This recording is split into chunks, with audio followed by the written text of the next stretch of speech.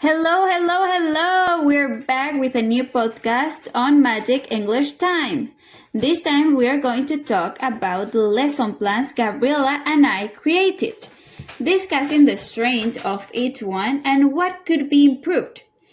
If you're a future English teacher, maybe this video will help you. So, let's begin. Gabby, do you want to start?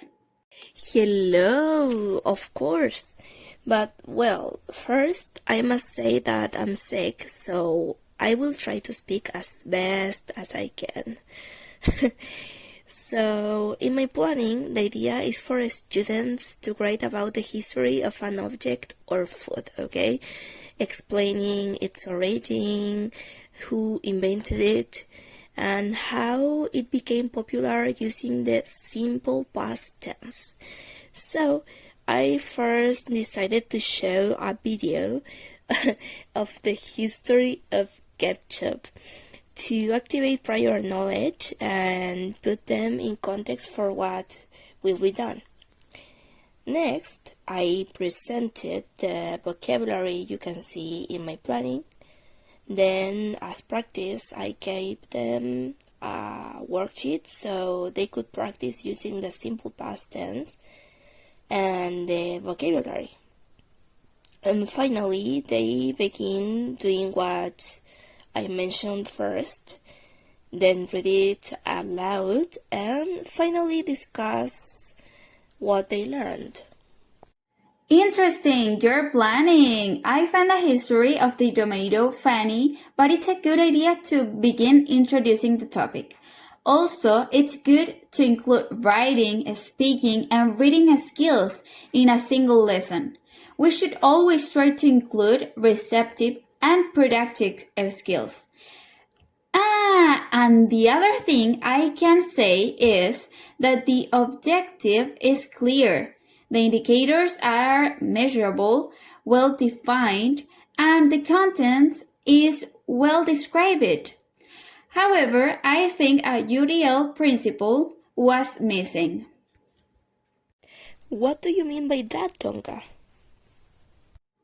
What I meant was that your planning doesn't include UDL principles, which are essential to ensuring all students learn equally. Oh, okay, you are right. And what would you suggest? I will give you an example. If you use a video, you could include subtitles or provide a transcript for students with hearing or comprehension difficulties. Or, for example, provide options in a writing activity where some students might prefer to speak. Oh, I see. I had learned something about that, but not enough. Thank you. I will consider it. And now that I think about it, I think I could have included English word banks with vocabulary about the topic. They are a great help for memorizing better. Yeah, that's a good idea. It seems I forgot to include it in my planning too. Well, you can still fix it, but let's see how you actually did it. Tell me about your planning, Tonka. My 7th grade plan is about the immune system and how it fights viruses. We start with a discussion about how the body feels when it fights viruses.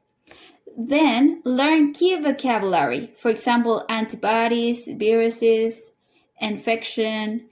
So students watch the video, Cells versus the Virus, a battle for health. Answer comprehensive questions and discuss ways to protect the immune system.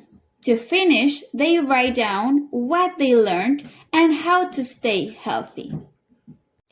Okay, I really liked how you integrated scientific content with English, which I think is known as the CLIL method. And it would be a good idea to include more of it in our classes. However, I think the vocabulary is a bit complex for 7th grade, considering that perhaps you missed including vocabulary cards to reinforce the terms and make it easier for students to remember.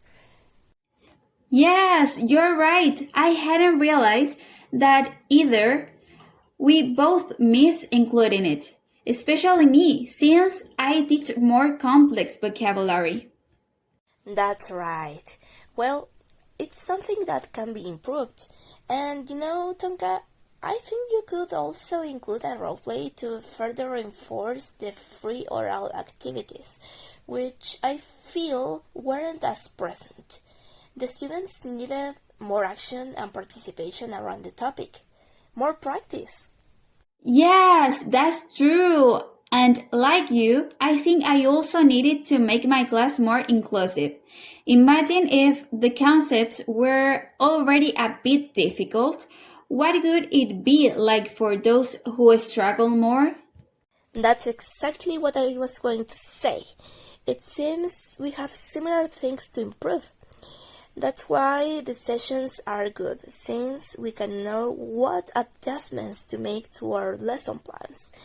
Thanks for sharing yours with me. Thanks to you too, Gabby. Well, this is the end of a new chapter of Magic English Time. You can find our lesson plans in the description, and please leave a comment if you think we should improve anything else. Bye bye! Bye!